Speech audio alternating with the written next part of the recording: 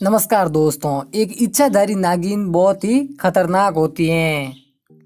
पुराणों में भी एक बात कही जाती है कि यदि कोई किसी नागिन के नाग को अलग करता है तो वो नागिन उससे वो बदला जरूर लेती हैं। फिर शायद नागिन को अपना बदला लेने के लिए किसी का भी रूप क्यों ना धारण करना पड़े, नागिन अपने नाग का बदला लेने के लिए जब शायद जैसा भी वो रूप धारण कर सकती हैं। इसीलिए दोस्तों, यदि आपको भी कहीं पर नाग और नागिन का जोड़ा मिल जाए तो उन्हें मारना तो दूर, उन्हें छेड़ना भी बिल्कुल नहीं चाहिए, क्योंकि इसका परिणाम होता है वो बहुत बुरा होता है। दरअसल कहा जाता है कि यदि कोई व्यक्ति नागिन के नाग को उससे अलग कर दे या उसे मार दे तो वो नागिन उसका पीछा 7 जन्मों तक नहीं छोड़ती है। दरअसल दोस्तों, इसी आधार पर हम भी आपको एक ऐसी चमत्कारिक घटना को बताएंगे जिसे सुनकर आपकी भी रूह कांपने लग जाएगी। लेकिन वीडियो शुरू करें उससे पहले आपसे इस छोटा सा निवेदन कि यदि आप भी हैं भोलेनाथ के बहुत बड़े भक्त तो कमेंट सेक्शन में हर हर महादेव लिखना बिल्कुल मत भूलेगा।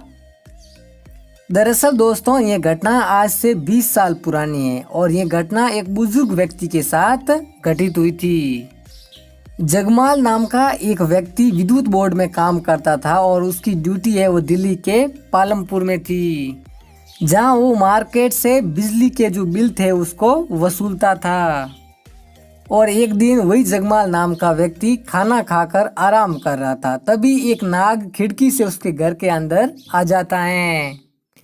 नाग को इस प्रकार आते हुए देखकर जगमाल बहुत अधिक डर गया था, लेकिन जगमाल के पास खड़े एक व्यक्ति ने डंडे से उसी वक्त नाग के फन पर मारकर उसको वहीं पर मार दिया। और फिर उन लोगों ने उस नाग को पास स्थित झाड़ियों में फेंक दिया। लेकिन थोड़े समय बाद जब जगमाल के साथ काम करने वाले व्यक्ति उसके पास आए और उन्होंने कहा कि तुम इतने डरे हुए क्यों हो, तब जगमाल ने अपने साथियों को बताया है कि मैंने यहाँ पर एक नाग को भूल चूक मार दिया है। और तभी उसके साथियों ने जगमाल से कहा कि तुमने ये सही नहीं किया है, क्योंकि यहाँ पर नाग और नागिन का एक जोड़ा रहता है। जगमाल के साथियों ने उसको बताया कि ये नाग और नागिन यहाँ पास स्थित झाड़ियों में ही रहते हैं और ये किसी को भी कोई नुकसान नहीं पहुँचाते हैं, लेकिन हो सकता है कि नागिन अपने नाग का बदला जरूर ले। लेकिन जगमाल ने अपने साथियों की इन बातों को नजरअंदाज कर दिया और कुछ दिन बाद जगमाल का वहां से ट्रांसफर हो गया और वो रोहिणी में नौकरी करने लग गए। और जगमाल जो नाग को मारा था उस बात को वो भूल भी गया। लेकिन 10 सालों के बाद उनका प्रमोशन होने की वजह से वो दिल्ली के पालम में एक वापिस ऑफिसर बन गए और वो पुरानी बातों को भूल चुके थे। लेकिन एक दिन जगमाल जब खाना खा रहे थे तभी उनके सामने नागिन आकर खड़ी हो गई और वो अपना फन फैलाने लग गई। नागिन का गुस्सा देखकर जगमाल बहुत अधिक डर गया। 2-3 घंटे तक बचाव करने के बावजूद भी जब नागिन वहां से नहीं निकली तो जगमाल ने मौके का फायदा उठाकर पास खड़ी साइकिल को लेकर वहां से भाग निकला। कई किलोमीटर तक साइकिल चलाने के बाद जगमाल बुरी तरह थक चुका था और वो सड़क पर आराम करने लग गया, लेकिन नागिन ने उसका पीछा करना बिल्कुल भी नहीं छोड़ा था।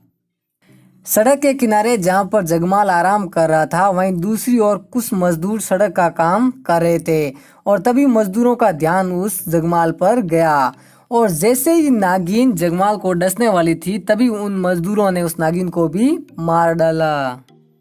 लेकिन जब जगमाल को होश आया तो उसने देखा कि वहां पर किसी ने नागिन को मार दिया है और उन मजदूरों में एक बुजुर्ग भी था। तब बुजुर्ग ने एक आइडिया लगाया कि हो सकता है ये नागिन इस आदमी का पीछा कर रही हो।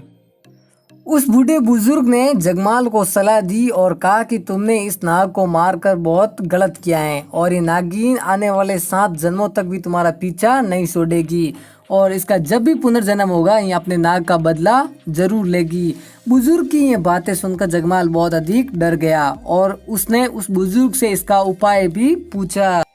तभी उस बुजुर्ग ने जगमाल को एक उपाय बताया। उसने कहा कि इसका एकमात्र उपाय है कि आप इस नागिन का पूरी विधि विधान से इसका अंतिम संस्कार कर दो। जिस प्रकार एक इंसान का पूरी विधि विधान से अंतिम संस्कार किया जाता है, उसी प्रकार इस नागिन का भी अंतिम संस्कार कर दो, ताकि इसकी आत्मा को शांति मिलेगी। तो ये थी आज की हमारी चमत्कारी घटना। यदि आपको पसंद आई हो तो लाइक जरूर कर दीजिएगा, चैनल पर नए हैं तो सब्सक्राइब और बेल आइकन को प्रेस जरूर कर दीजिएगा। मिलते हैं अगले वीडियो में, तब तक के लिए जय हिंद, वंदे मातरम।